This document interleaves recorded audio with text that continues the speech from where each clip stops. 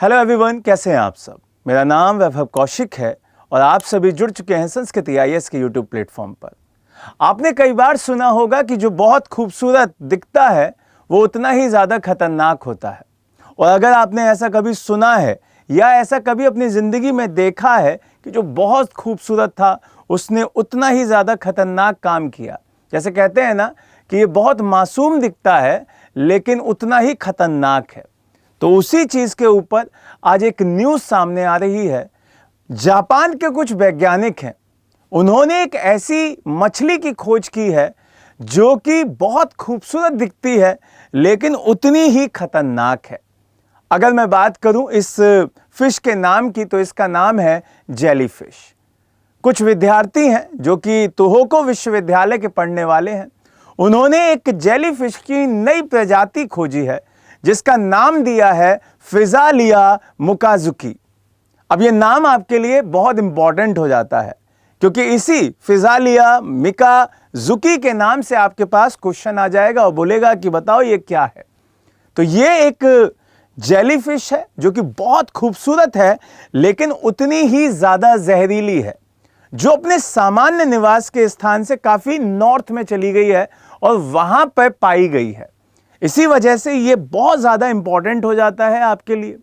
अब ये पहली बार ऐसा हुआ है कि इस प्रजाति की जो मछलियां हैं वो जापान में औपचारिक रूप से उसका वर्णन किया गया है, क्योंकि जब भी आप इस तरीके की कोई भी न्यूज़ पढ़ते हैं, कोई भी ऐसा सेगमेंट पढ़ते हैं तो वो बहुत इंपॉर्टेंट हो जाता है।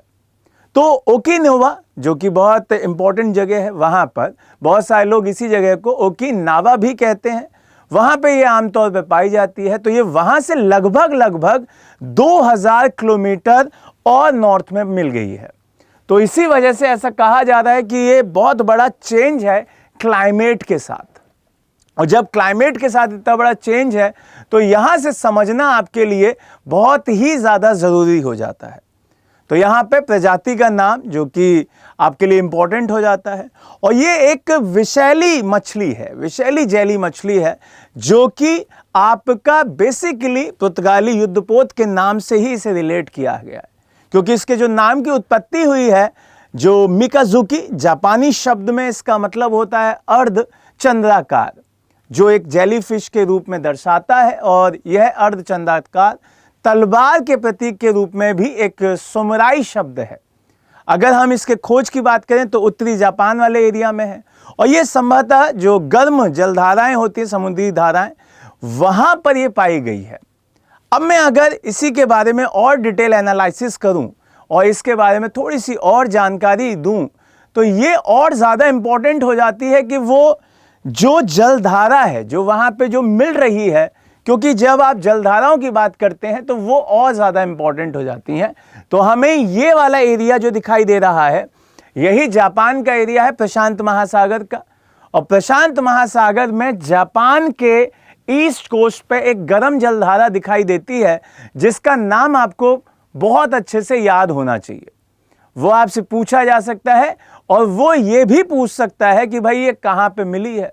तो यहाँ पे कुरोशियो धारा दिखाई देती है जो कि आपके लाल कलर से दिखाई दे रही है, और ये गर्म जलधारा है। तो यहाँ पर जो ये मछली मिली है जिसका नाम आप सभी ने अच्छे से समझ लिया, ये एक जेलीफिश की प्रजाति है। तो अब आप मुझे कमेंट बॉक्स में ज़रूर बताइएगा, मेरा पहला जो प्रश्न था कि जो ज़्यादा खूबसूरत होते हैं वो ज़्यादा खतरनाक भी होते हैं, तो क्या आप इस बात से सहमत हैं या नहीं। और अगर जो ये न्यूज़ मैंने आपको बताई है अच्छे से समझ में आई हो तो कमेंट बॉक्स में ज़रूर आंसर दीजिएगा। दोबारा से मिलेंगे। जय हिंद, जय भारत।